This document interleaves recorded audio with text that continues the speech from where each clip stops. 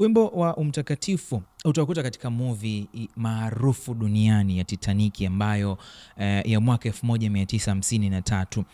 Wimbo huu melodi yake inafahamika kwa jina maarufu ya Nikaea. Tune hii ilitungwa na profesa wa muziki kutoka chuo cha Oxford na bwana Johnny Dykes. Reginald Heber ndiye mtunzi wa maneno ya wimbo huu na alizaliwa tarehe 21 mwezi wa 4 1783 nchini Uingereza. Akiwa na miaka 7 alianza kutafsiri nyimbo za Kilatini kwenda katika lugha ya Kiingereza, na alipofikisha umri wa miaka 17 alijiunga na chuo cha Oxford nchini Uingereza kwa ajili ya kusoma muziki.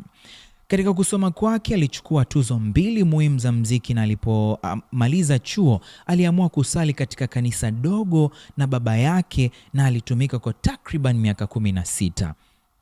Alipotoka Oxford aliamua kuingia katika kanisa dogo ambalo baba yake ndiye alikuwa mwendesha ibada katika kanisa hili.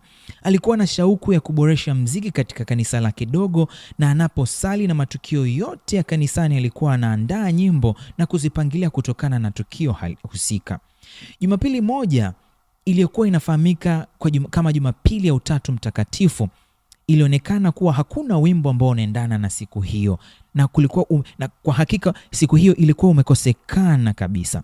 Basi Reginald akaamua kuandika wimbo wa Mtakatifu Mungu Mwenyezi ili uweze kuambatana au kuendana na siku ya Jumapili ambayo ilikuwa ni ya Utatu Mtakatifu.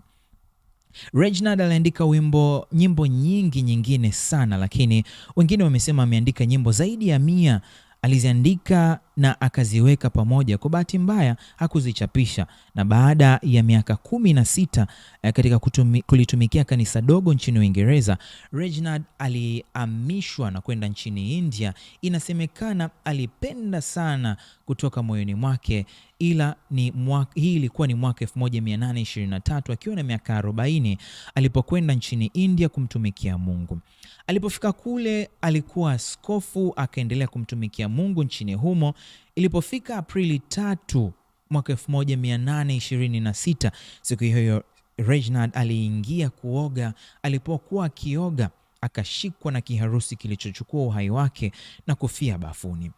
Alifariki nchini India akiacha mke pamoja na watoto, lakini baada ya kifo na kwa upendo mkubwa ambao watu walikuwa nao kwake, walimchangia mke wake pamoja na watoto wake paundi 10,000 ambayo ni sawa na shilingi milioni 33,329,929 kwa uchumi wa sasa.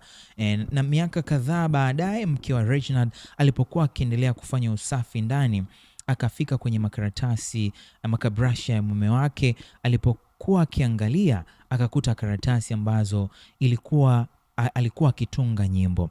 Miongoni mwa nyimbo alizokuwa amezikuta ni aliokuta wimbo huu wa Mtakatifu. Aliuchukua na akaupeleka kwa wachapishaji. Wachapishaji wakakamilisha jukumu lao, lakini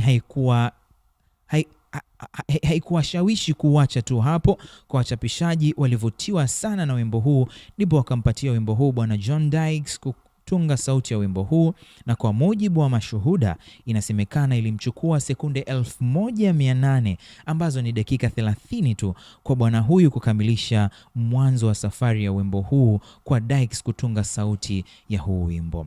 Baada ya kutunga sauti ile, bwana Dykes akaita sauti ile Nikaea. Kwa kipindi kile Nikaea lilikuwa ni baraza kuu ambalo lilikaa mwaka 1325 AD kupangilia fundisho la Utatu Mtakatifu.